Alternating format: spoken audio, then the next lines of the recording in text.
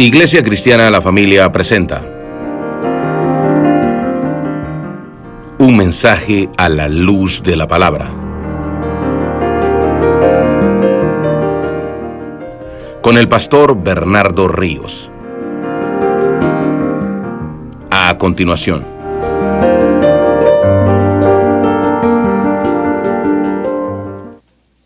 Efesios capítulo 6, versículo 5.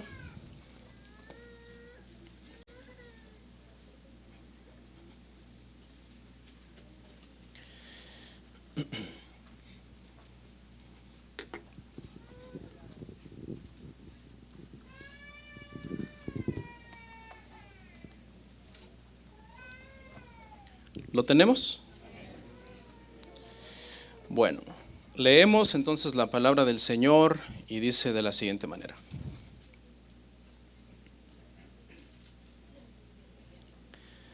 Siervos, obedeced a vuestros amos terrenales con temor y temblor, con sencillez de vuestro corazón, como a Cristo. Vamos a orar.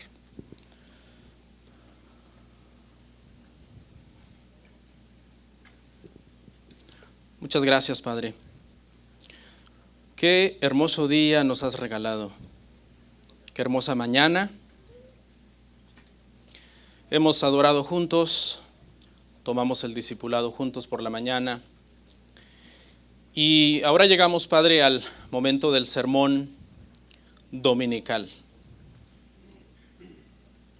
Te pido, Padre, que me ayudes a poder exponer a mis hermanos, los puedas ayudar también a escuchar con atención. Y a todos nos ayude, Señor, a poner en práctica lo que aprendemos. Glorifícate en nuestras vidas, Señor, te lo pedimos en el nombre de Jesús. Amén. Amén. ¿Pueden sentarse, hermanos?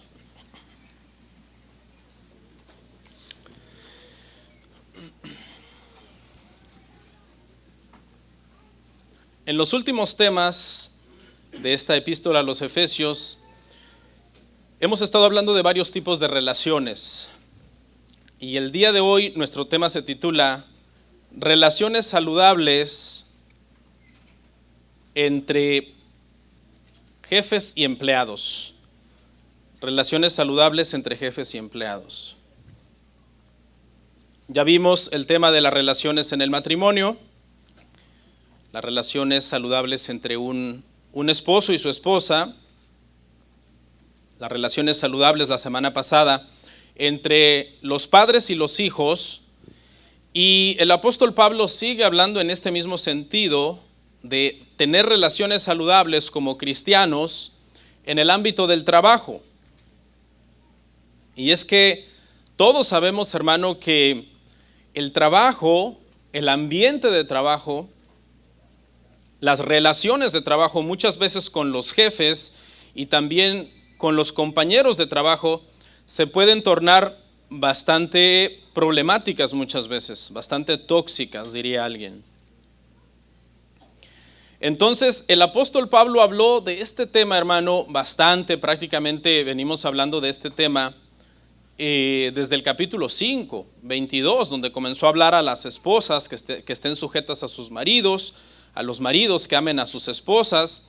Luego en el tema anterior estuvimos hablando de los padres y los hijos, y lo extiende este tema, si usted tiene ahí su Biblia en mano, hasta el verso 9 de Efesios 6, para seguir hablando en el mismo sentido de relaciones saludables, pero en estos versos que vamos a ver el día de hoy, aplicados a los jefes y los empleados.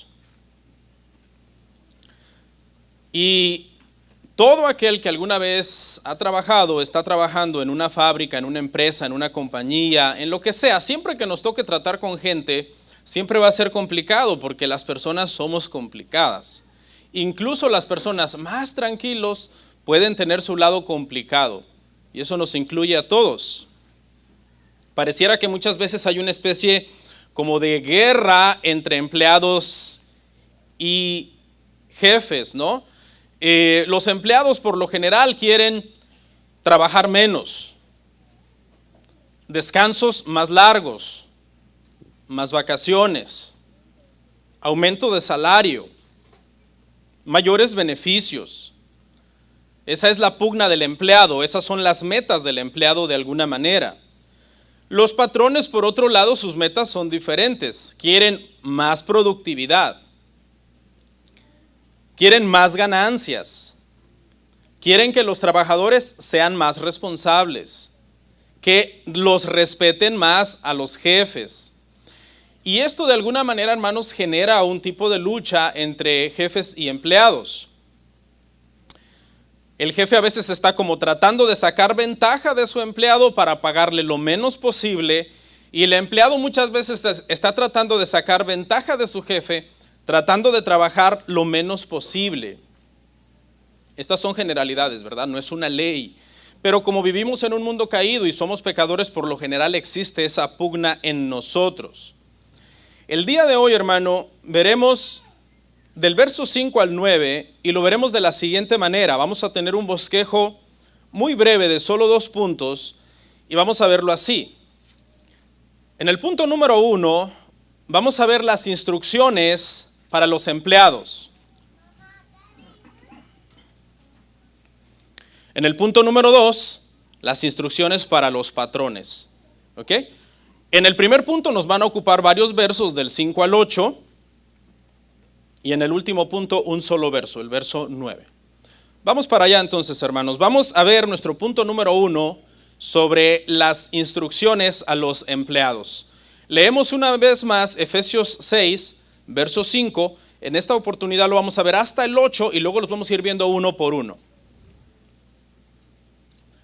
Siervos, obedeced a vuestros amos terrenales con temor y temblor, con sencillez de vuestro corazón como a Cristo, no sirviendo al ojo como los que quieren agradar a los hombres, sino como siervos de Cristo, de corazón haciendo la voluntad de Dios, sirviendo de buena voluntad como al Señor y no a los hombres, sabiendo que el bien que cada uno hiciere, ese recibirá del Señor, sea siervo o sea libre. Okay, estos 4 versos entonces, hermano, tratan sobre las instrucciones a los empleados. Vamos otra vez más, para tenerlo fresco en nuestra mente, a leerlos, pero ahora uno por uno. Vamos al verso 5 una vez más y leemos juntos. Siervos, obedeced a vuestros amos terrenales con temor y temblor, con sencillez de vuestro corazón como a Cristo. Y ahora sí vamos entonces a comenzar a desglosar este versículo. La primera palabra que aparece ahí, hermanos, la palabra siervo, es una palabra muy interesante. Es la palabra griega, no se la tiene que aprender, duoloi, y por lo general era una palabra que se usaba para hablar de sujeción y de servidumbre. Acuérdese, hermanos, si usted ha leído la Biblia, que en los tiempos bíblicos la esclavitud era común en las culturas. Tanto la cultura griega como la cultura romana tenía un sistema de mano laboral basado en la esclavitud. La mayoría de esclavos, hermano, carecían de los derechos más básicos como seres humanos en general. Y muchos de ellos eran tratados prácticamente como un bien comercial.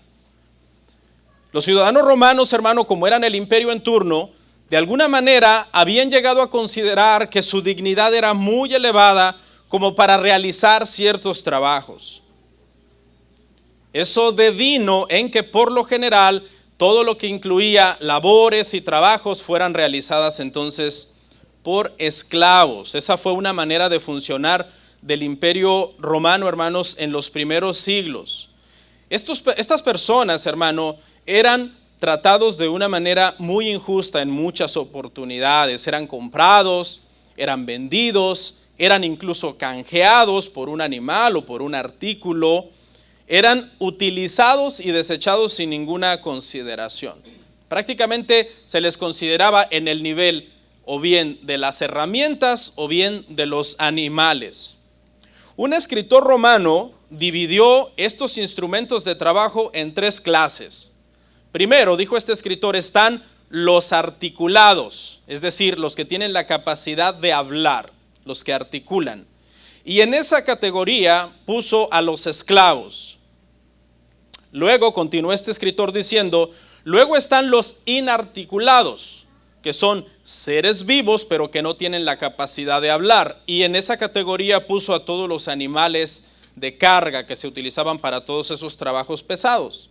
Y finalmente dijo, están los mudos, y se refería a todo tipo de herramienta, o en su defecto incluso vehículos muy rudimentarios que existían en aquel entonces como carretas y que se utilizaban para transportar cosas. Como podemos ver, hermanos, según la clasificación de este escritor, lo único que diferenciaba a un esclavo de un animal o de una herramienta o vehículo era que podía hablar. Esa era la única diferencia que existía. De hecho, muchos de los amos que eran crueles, no todos, por eso dije muchos, no dije todos, se referían, hermano, a sus esclavos como esa cosa, prácticamente rebajando su dignidad humana a como si fueran un artículo. Le estoy contando todo esto, hermano, para que usted entienda el contexto general en que el apóstol Pablo está dando entonces instrucciones a los siervos. Eran personas, hermano, que sufrían en muchas oportunidades la opresión y los malos tratos. Muchos de estos siervos quedaban, hermano, a expensas de los caprichos de un mal amo. Porque hay gente que puede ser muy mala, hay jefes que pueden ser muy malos, muy abusivos, no sé, están amargados por la vida o qué sé yo y descargan en sus empleados todo su coraje o su ira. Hay gente que disfruta de torturar a otros, de ver sufrir a otros, quizás porque pasó por una situación parecida. Pero les voy a contar, hermanos, algunos ejemplos de a qué me refiero cuando digo que muchos de estos siervos quedaban muchas veces a expensas de los caprichos de sus amos. Y es que, por ejemplo, el amo que trataba de escapar y era recapturado corría dos suertes. O bien era marcado con un hierro caliente, que en mi país le dicen herrar o gerrar, dicen algunos que son más de pueblo, los animales. O en su defecto los mataban. Cualquiera de los dos, no creo que ninguno de los dos sea agradable, aunque claro, morir era peor. Pero se imagina, hermano, que por tratar de escapar una de las penas fuera poner a calentar un hierro y marcarte como si fueras prácticamente el ganado. Un emperador, me parece que fue Augusto, crucificó a un esclavo que por accidente le mató a su faisán, que era su mascota. Es decir, consideró que valía más su faisán que este esclavo. Las matronas, que era una forma de que le llamaban a las señoras romanas de altura, a menudo dice que abusaban de sus sirvientas, jalándoles el pelo hasta arrancarles mechones de pelo o aruñándoles la cara con las uñas. Había amos que decían que el sonido del látigo en la espalda de sus esclavos para ellos era como música en sus oídos.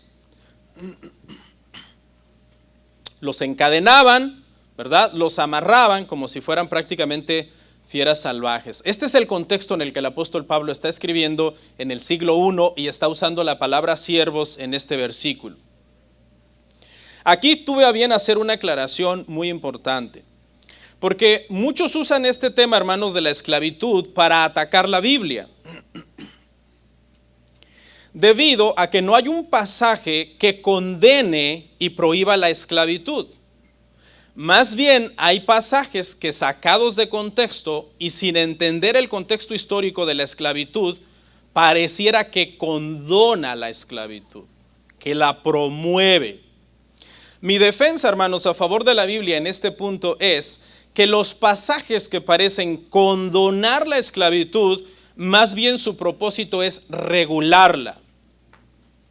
Es verdad que no hay un verso que estrictamente la prohíba, pero el Señor, aun cuando ese sistema ya existía, el Señor lo que hizo fue dar mandamientos entonces para regularla. Cuando hablo de regular, quiero decir que el propósito de Dios en su palabra era entonces que las relaciones entre amos y esclavos fueran lo más humanas posibles. ¿Por qué? ¿Por qué no abolirlas simplemente? Le explico. La esclavitud, hermanos, en el tiempo bíblico era vista como un modo de sobrevivencia. Cuando una persona caía en una pobreza extrema, de tal manera que su vida estaba amenazada porque no podía alimentarse ni alimentar a su familia, una de las opciones que existía era venderse como esclavo a un amo. De esa manera, cuando se vendía como esclavo a ese amo le proveía trabajo, le proveía alimento y le proveía un lugar donde vivir. La clase de esclavitud que vemos en la Biblia entonces es una esclavitud regulada que buscaba que este nuevo tipo de relación entre esclavo y amo fuera una bendición para ambos. Eso era lo que la Biblia buscaba, fuera una bendición para ambos. El amo se beneficiaba de tener a alguien que trabajaba en su casa, que le hacía el trabajo, y el siervo esclavo se beneficiaba de tener un amo que le proveía todo lo que él necesitaba para no morir de hambre. ¿Es cierto que habíamos crueles? Sí.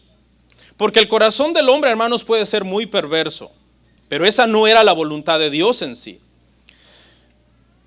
También había ciertos amos que eran buenos.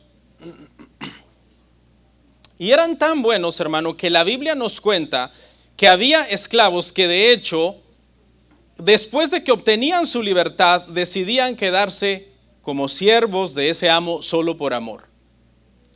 Eso nos deja ver entonces que había amos muy buenos y que el sistema de Dios de regular la esclavitud sí funcionaba en muchos de los casos. Claro, encontramos pasajes donde había amos crueles.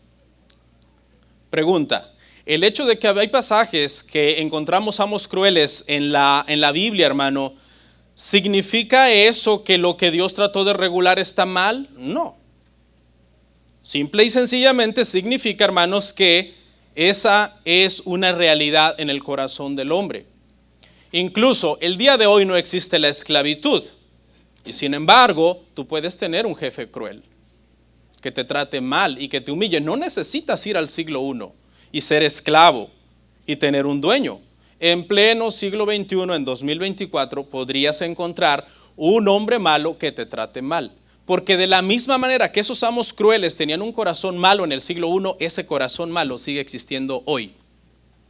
En el 2024, aunque no exista la esclavitud, existe la maldad de parte de muchos amos. ¿Listo? Ese es el contexto. Ahora vamos entonces a analizar el verso. Mire lo que dice. Pablo les dice: obedeced. Es la primera palabra que Pablo les dice a los siervos, a los empleados. ¿Qué es el contexto en el que más o menos se usaría esa palabra el día de hoy? Esta, hermanos, es una orden. Dentro de la gramática se le conoce como un imperativo y está en un presente continuo. Presente continuo, hermanos, simplemente quiere decir que está mandando Pablo a los trabajadores a tener una conducta de obediencia regular. No a obedecer una vez. No les dice obedezcan una vez, dice obedeced, está en un presente continuo. La actitud del empleado debe de ser constantemente de docilidad y de obediencia. No se refiere a una obediencia aislada, una vez y de vez en cuando, sino a una obediencia continua. No es cuando tú sientas, no es si el patrón es muy bueno, no. Pablo no pregunta nada de eso y lo único que Pablo dice es obedezcan. Y ahí podríamos entender que se está refiriendo a obedecer todo el tiempo, con la única excepción de que un jefe o un patrón te mandara a hacer algo que va en contra de tus principios cristianos. Si un patrón te manda a cometer un acto blasfemo, un acto inmoral, un acto de idolatría, cualquier cosa que vaya en contra de los mandamientos de Dios, tú vas a decir, no voy a obedecer a mi amo en esto. Pero en todo lo que tenga que ver con trabajo, con cumplir contratos, con seguir instrucciones, todo lo que implique el tema del trabajo, etcétera, Pablo dice, obedeced. Obedeced siempre, continuamente. Tengan una actitud continua de obediencia con sus amos. La actitud general de un trabajador cristiano debe de ser de obediencia. ¿Alguna vez un trabajador cristiano puede ser que no obedeció? Sí, porque somos humanos. Pero en general su actitud debe de ser siempre de obediencia. No debería de ser una actitud constante de queja y de murmuración. ¿Ok? No caigamos en eso, hermanos. Todos somos empleados de alguien, porque sobre alguien grande siempre hay otro más grande, así que aquí todos somos empleados en algún sentido. Y hermano, nuestra actitud debe de ser no de queja, no de murmuración, sino de obediencia. Cuando un trabajador cristiano es perezoso, es mediocre, es murmurador, es quejumbroso, eso, hermanos, es un mal testimonio para Cristo. Si usted encuentra su ambiente de trabajo intolerable, en lugar de caer en un estilo de murmuración o de queja, lo que debería de hacer es orar y quizás cambiar de trabajo, si la situación es insoportable. ¿Obedeced a quién? A vuestros amos terrenales. Aquí es muy importante entender, hermanos, que es una sumisión a un hombre, que es una autoridad terrenal. No significa que no es inválida por ser terrenal. Alguien diría, me voy a someter a autoridades solo celestiales y espirituales. Terrenales no, porque para mí solo Dios es mi jefe. No, tu patrón es tu jefe terrenal y debes de, ¿qué dice Pablo? Obedecerlo, aunque sea tu jefe terrenal. Ese jefe, de alguna manera, te guste o no, Dios lo puso como jefe. Quizás por sus estudios, quizás por su experiencia, por lo duro que ha trabajado por muchos años para levantar una compañía, por todo el dinero que ha invertido en su negocio, por todas esas cosas, es tu autoridad. Y merece entonces obediencia. Ahora, es muy importante destacar que por cuanto es una autoridad terrenal, es una autoridad ¿qué? Temporal. Temporal, porque es terrenal. Nuestra autoridad espiritual, que es Dios, es eterna. Pero un jefe, uno puede cambiar de jefe, de empresa, etc. ¿Por qué es importante, hermanos, entender entonces que debe de haber una buena relación con esta autoridad? Y que esta autoridad es terrenal. Si el jefe y el empleado vienen a la iglesia juntos, supongamos que aquí en este momento hay un jefe y hay un hermano que es su empleado, y los dos se sientan uno a la par del otro a escuchar la predicación, adorar a Dios juntos. Pregunta, ¿quién es superior en la iglesia? Ninguno, ambos son iguales. Ok, ¿significa eso que por cuanto ambos son iguales en la iglesia a la hora del culto, cuando vayan mañana lunes a trabajar, el empleado ahora le va a dar instrucciones al jefe? No, el jefe en el trabajo es autoridad. Es una autoridad terrenal puesta por Dios. ¿Cómo debería de ser esa obediencia? Escuche, con temor y temblor. Aquí no es miedo, ¿ok? Esta palabra aquí, temor y temblor, no habla de un miedo, que alguien tenga terror, miedo, así prácticamente pánico al jefe. Aquí temor y temblor lo debemos entender, hermanos, como respeto. Un respeto que debería conllevar al empleado a tener a su jefe en estima. Deberías de tener a tu jefe en estima. Es el que te provee. Si él quisiera, si no tienes un contrato con él, mañana él te puede decir que estás despedido. Y si no hay trabajo, ¿qué vas a hacer? Entonces debería de haber un respeto que te lleve de alguna manera a estimar a esa persona. Empleados, oren por sus jefes. Si alguna vez ven a un jefe que es su hermano en Cristo, también oren por él. Señor, cambia al hermano, mira que es un poco duro, o inconsciente, o ve que estoy aguantando hambre, no me trajo comida, o qué sé yo. Oren. Y si no cambia, pues hablen con él. La Biblia dice que si tu hermano peca contra ti, hables con él. Y le digas, hermano, mire, yo sé que usted es mi jefe, la Biblia dice que lo debo respetar, honrar, etcétera, pero creo que no está mal que yo le diga que hay cosas que siento que no son buenas o no son justas en ciertas actitudes de parte de usted. Entonces aquí, hermano, temor y temblor se refiere a tener en dignidad y en respeto a esta persona, pero no se refiere a un temor prácticamente que devenga en un servilismo ya cruel. Ahora, pudiera ser que por cuanto tú obedeces y siempre respetas al patrón y eres muy sumiso, ¿no? Porque eso es lo que Pablo está mandando aquí. Dice, obedézcanlos con temor y temblor, y que tú llegues mañana lunes, hola jefe, ¿cómo está? Bendiciones, sin hacer la barba y sin ser adulador, porque eso a Dios no le agrada. Ya voy a llegar ahí. Aunque eso a Dios no le agrada, pero que tú seas muy bueno con tu jefe. ¿Podría ser que tu jefe, por cuanto tú eres muy bueno con él, abuse de ti? Sí. Puede confundir que estás a sus tronidos de sus dedos. Puede confundir eso, porque como el corazón de los hombres es así, hermanos, fallamos, no discernimos muchas veces las cosas. Bueno, a pesar de que haya de repente jefes así, hermano, los empleados siempre deben de tener una buena actitud.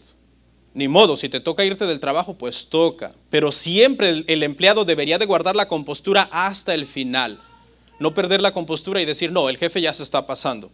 En la iglesia estamos adorando a Dios, pero aquí en el trabajo yo creo que me voy a pelear con él a golpes porque ya se está pasando. No, el empleado, aunque el jefe llegara a tener una tendencia abusiva, después de hablar con él, lo mejor sería buscar otro trabajo, pero digamos que le toca soportar un tiempo, siempre debe de ser de respeto. No debería de sublevarse y decir, ¿sabes qué? Pues vamos entonces a resolver las cosas de tú a tú, ya no como mi jefe. No sería una buena actitud para nosotros como empleados, hermanos, porque acuérdese que el lugar donde Dios nos tiene trabajando es un campo que de alguna manera Dios quiere que nosotros usemos como un campo misionero hasta cierto sentido. Que brillemos la luz del evangelio y que seamos la sal de la tierra. ¿Cómo te vas a ver ahí tú como empleado oponiéndole al jefe, peleando con él, cuando hay otros empleados ahí que quizás no son cristianos? ¿Qué testimonio van a dar ustedes como cristianos peleando en el trabajo frente a esos empleados que a lo mejor ni son creyentes? Se va a dar un mal testimonio. Trabajar bien, entonces, hermanos, que somos empleados, debería de ser algo que a nosotros nos anima. Es decir, lo voy a hacer bien para que los incrédulos vean cómo somos los cristianos. Lo voy a hacer bien para que los creyentes nuevos no tropiecen en mí. Lo voy a hacer bien porque estoy prestando un servicio a Dios. Continuamos. Con sencillez de corazón como a Cristo. Con sencillez de corazón como a Cristo. ¿Se acuerda que le dije que el empleado no debería de ser adulador? No. ¿Por qué? Porque la sencillez de corazón habla de sinceridad. No debería de ser el empleado no debe de tener con su jefe un trato hipócrita, superficial o convenenciero. No, debería de ser genuino. Así soy yo. Y le amo y le respeto y le obedezco y le honro porque eso es lo que la Biblia manda y yo soy cristiano. No tanto porque quiero adularle, ser una persona que es astuto para echarme al jefe a la bolsa. No, esa no debe de ser la actitud de un cristiano. El empleado debe de ser entonces humilde con sus jefes y si tiene quejas en su corazón, en lugar de juntar a todos los muchachos cuando almuerzan para hablar mal del jefe, debería de hablar con el jefe para evitar la murmuración y la queja en su corazón y contaminar el ambiente de trabajo en el lugar donde se está trabajando. Vamos al verso 6.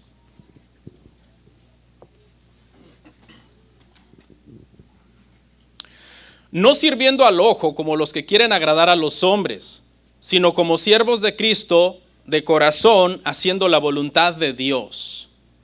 No sirviendo al ojo, dice Pablo primeramente. El creyente, hermanos, que teme a Dios, trata de dar siempre lo mejor de sí en el trabajo, de aprender rápido, de no perder el tiempo, de avanzar lo más que se pueda en el trabajo.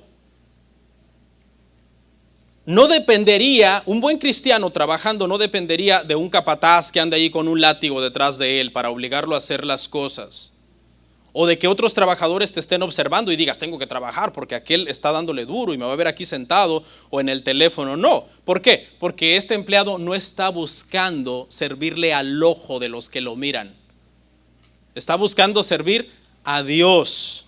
No necesita que lo vigilen para hacer bien su trabajo. Este cristiano siempre trata de hacer su trabajo lo mejor que puede. Sin importar que el jefe lo esté viendo o no lo esté viendo, él trabaja igual. ¿Por qué? ¿Por qué trabaja igual? Mire lo que dice. Como los que quieren agradar a los hombres. Es decir, no está buscando tratar de agradar a los hombres. No hace su trabajo tratando de impresionar a las personas o para promoverse como, hey, yo soy el mejor aquí. No, si gana esas cosas en el proceso de ser un buen empleado, las está ganando solamente como consecuencia de estar tratando de hacer las cosas bien para Dios. Todo lo que hace lo trata de hacer bien para la gloria de Dios. Eso es lo que dice el verso 7, lea conmigo. Sirviendo de buena voluntad, ¿a quién? Como al Señor, hermano, y no a los hombres. Una sencillez de corazón, es decir, es humilde y sincero con el jefe, no lo adula, trata de hacer las cosas lo mejor que pueda, lo vean o no lo vean, él lo está haciendo para Dios. Tiene una buena voluntad, no necesita ser amenazado, su voluntad le nace hacerlo, a él le nace. Si usted tiene empleados, usted sabe que a veces hay empleados que son un poquito perezosos, ¿no? Y llegas al trabajo y pareciera que él es el jefe. Y tú empiezas a hacer todo, abres la van, sacas la herramienta y él todavía está con su café y su pan, ¿no? Hermanos, ya empecemos a trabajar, espérese, ¿no? Entonces no, el empleado debe ser así, mire. Usted sabe que hay muchos latinos que son muy trabajadores y tienen buena fama, ¿no? Dicen, uy, los mexicanos, iba yo a decir, perdón. Bueno, así les dicen a todos los latinos así le dicen a todos los latinos los americanos, ¿no? Los latinos dicen, son buenos para trabajar, dicen, ¿no? Pero no todos. Hay que aclarar, hermano. Hay que aclarar. Como que el latino tiene ese estigma de ser muy movido, ¿no? Y cuando empiezas a trabajar y trabajas muy rápido y un latino está trabajando junto a otro latino que es un poquito más como flojo a la hora de su ritmo, etcétera, lo regaña, le dice, hey hermano, tranquilo, que me hace ver mal. Le puedes contestar, hermano, usted hace ver mal al evangelio, muévase. Porque deberíamos de movernos, de trabajar, de producir, de ser, hermano, tener iniciativa. ¿Por qué? Porque la Biblia nos manda a hacerlo, hermanos, con una buena voluntad, como al Señor y no a los hombres. Como los jefes saben, hermanos, que mucha gente no hace su trabajo de buena voluntad, ¿qué hacen? Ponen cámaras en el trabajo, ponen un manager que esté vigilando a la gente constantemente, añaden cláusulas en el contrato que digan, si no me produces tanto te voy a correr. Estas cosas, aunque yo no estoy diciendo que estén mal, para nosotros como creyentes serían innecesarias, porque no dependerías de que la cámara te esté vigilando, o de que el manager esté sobre ti, o de que una cláusula en el contrato te amenace, sino que a ti te nace hacer las cosas de buena voluntad como para el Señor. Estás haciendo las cosas para Dios y no para los hombres. Verso 8. Sabiendo que el bien que cada uno hiciere, ese recibirá del Señor, sea siervo o sea libre. Este verso prácticamente, hermanos, lo que dice es que si nosotros hacemos bien las cosas para el Señor, somos íntegros, somos trabajadores de buena voluntad, no estamos buscando agradar al ojo, sino agradar al ojo viviente que todo lo ve, que es el Señor, que nos ve cuando no está el jefe. Lo que dice este verso prácticamente es que eso no será sin recompensa. Y dice que esa recompensa la recibiremos del Señor, porque el Señor, hermanos, honrará nuestra obediencia.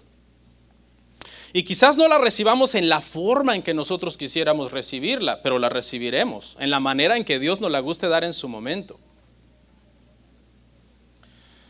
Dice que en una oportunidad, hermano, cuenta una historia que 2 misioneros, un anciano y su esposa, habían regresado de 40 años de misión en el África. Y en ese mismo barco que habían regresado de misión de 40 años en el África, venía el presidente Theodore Roosevelt. Había regresado del África también de una gira de cacería. Cuando el barco, hermano, se aproximaba a la bahía, mucha gente se aglomeró para recibir al barco. Pero se aglomeraron para recibir al presidente.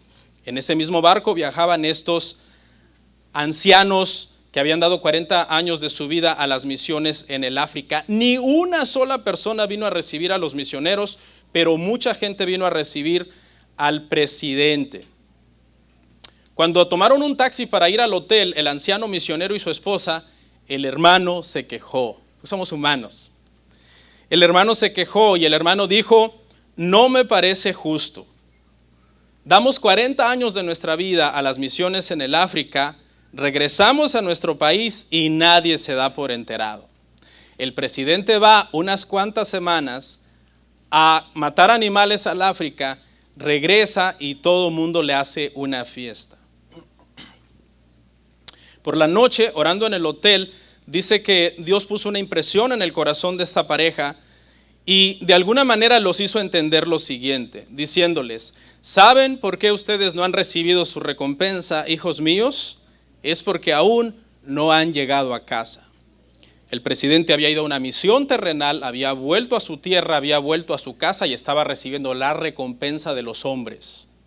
Los misioneros habían ido a una misión celestial, habían vuelto a su tierra, a su nación terrenal, mas no a su patria celestial, y por eso la recompensa todavía no la habían recibido. Porque hay muchas cosas por las cuales el Señor nos puede recompensar aquí, pero si Él no lo hace porque Él es soberano, nos recompensará allá. Por eso dice este pasaje, mire lo que dice: sabiendo que el bien que cada uno hiciere, ese recibirá del Señor. ¿Para quién entonces trabajamos, hermanos, los que somos empleados? Trabajamos para el Señor. Y por eso hacemos las cosas lo mejor posible. Somos diligentes, no nos quejamos, no murmuramos, nos levantamos temprano, tratamos de aprender. Si usted es un empleado, mire, una de las cosas que a veces les molestan a los patrones, especialmente en la construcción, es que a veces contratas a un empleado con la ilusión de que aprenda y no aprende. Y a veces es por una mala actitud: yo no estudié para esto ni me gusta, y andan murmurando en el trabajo. Y es bien feo trabajar con personas así, hermano.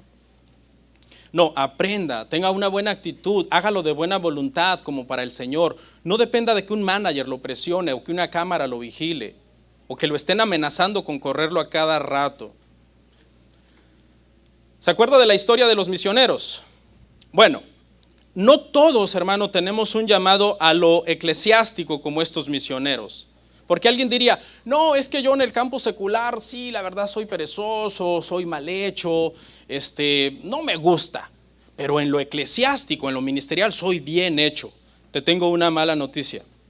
Dios no llama al ministerio a servirle a tiempo completo y a trabajar para Él en el ministerio a nadie que en lo secular es un flojo, es un mal hecho, es un irresponsable. Es un vago, es una persona que no cumple su palabra, que lo hace todo mal, que lo hace todo quejándose. Y esto, hermanos, creo que es muy importante aclararlo, porque si tú no has sido fiel como pintor, no has sido fiel como mecánico, no has sido fiel pegando tabiques, no has sido fiel cortando el pasto, no sé a qué te dediques, si tú no has sido fiel en lo poco, ¿tú crees que el Señor te va a poner en lo mucho? Claro que no. Porque te tengo una noticia: el ministerio es incluso más delicado que las cosas de allá afuera. Y si las cosas de allá afuera nos demandan responsabilidad, esfuerzo, trabajo, dedicación, etcétera, créeme, las cosas del ministerio le demandan a uno todavía más. Es muy importante entonces aclarar esto, hermanos, porque mucha gente entiende esto. Solamente el ministerio son cosas sagradas. Pintar una pared no es sagrado, eso es secular.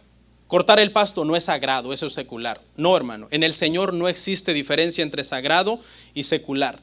Tú puedes cortar el pasto, pintar, hacer lo que tengas que hacer allá afuera para la gloria de Dios. Me parece que fue Lutero, no me acuerdo quién fue el que dijo que bolear zapatos y predicar, cuando se hace con el corazón correcto, es exactamente igual de espiritual delante de Dios.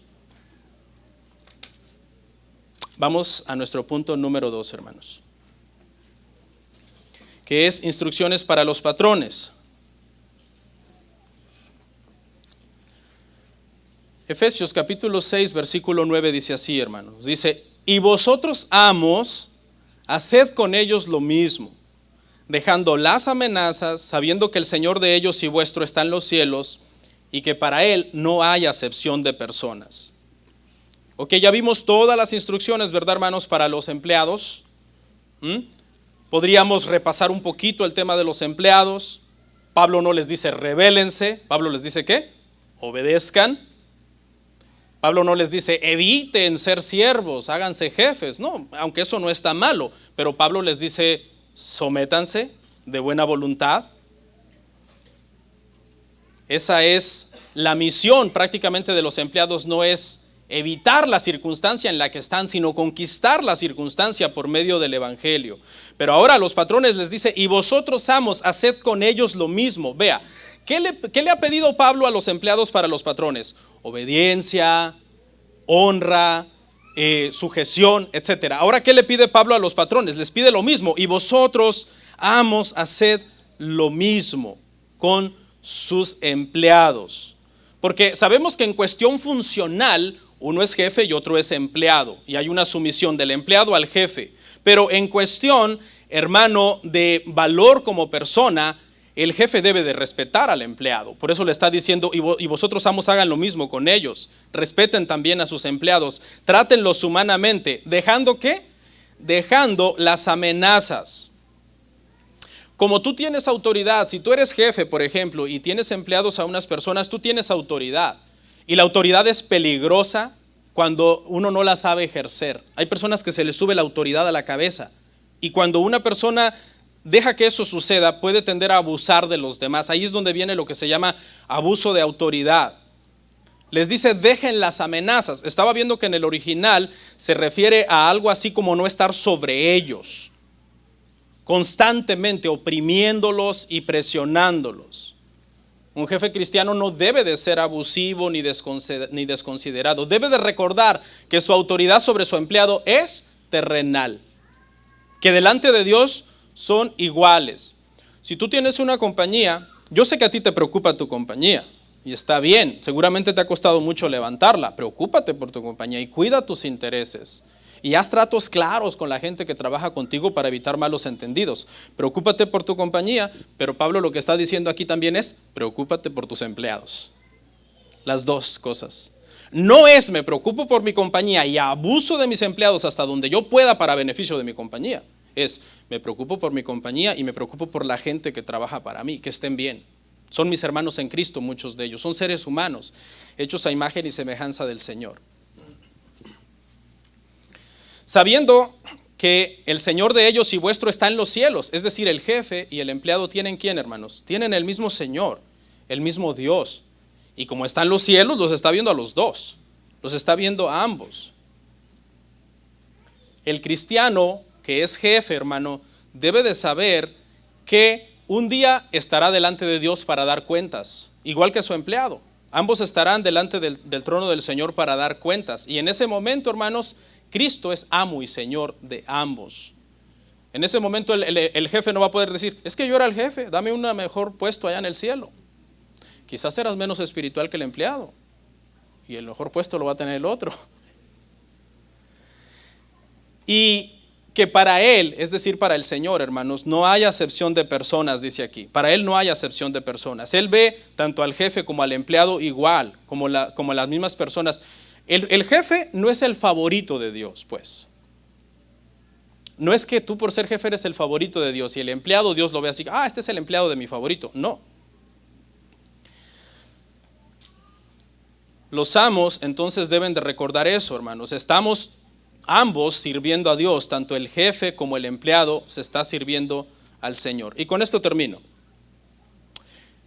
¿Por qué hay una lucha, hermanos, entre empleados y jefes? La lucha se torna muchas veces económica. Es una lucha a veces económica, ¿no? El jefe quiere ver sus mejores intereses, el empleado quiere ver sus mejores intereses. El jefe no tiene una compañía por hobby, quiere producir dinero. Un capital, un retiro, etcétera. ¿El empleado por qué trabaja? ¿Por hobby? Tampoco. Trabaja por dinero. Ambos tienen un interés económico, ¿verdad? Bueno, para mejorar el ambiente de trabajo, hermano, nunca se va a mejorar si se ve solamente como un ambiente económico. Se tiene que comenzar a ver como un ambiente espiritual. Nunca va a mejorar ese ambiente a menos que se comience a ver como lo que es. No se trata, alguien diría, quizás dándoles más dinero a los empleados, más beneficios, más vacaciones, ellos van a cambiar. No, no van a cambiar. Porque la maldad del ser humano, ¿dónde está? Está en el corazón. No es el dinero el que va a cambiar al empleado. ¿Qué es lo que va a cambiar al empleado? Su vida espiritual con Dios. Y el empleado podría pensar a la inversa, ¿verdad? ¿Cómo hago para cambiar a mi jefe? Voy a trabajar más, en lugar de 8 horas voy a trabajar 14. Y en lugar de pedirle que me aumente el salario, le voy a pedir que me lo baje. Y en lugar de pedirle 2 fines de semana de vacaciones al año, le voy a pedir 1. ¿Tú crees que eso va a cambiar a tu jefe? No, eso lo va a hacer más abusivo. ¿Qué va a cambiar a tu jefe? Que tu jefe tenga una sana relación espiritual con Dios, no una relación con su dinero. Entonces, el problema, hermanos, es espiritual, y hasta que no se trate esos asuntos del corazón espiritualmente, en el corazón del jefe y en el corazón del empleado, aunque la situación económica o financiera de uno u otro cambie, la situación no cambiará. Porque lo que tienen que hacer tanto el jefe como el empleado es venir a Cristo y ambos hacer todas las cosas para la gloria de Dios. Vamos a orar.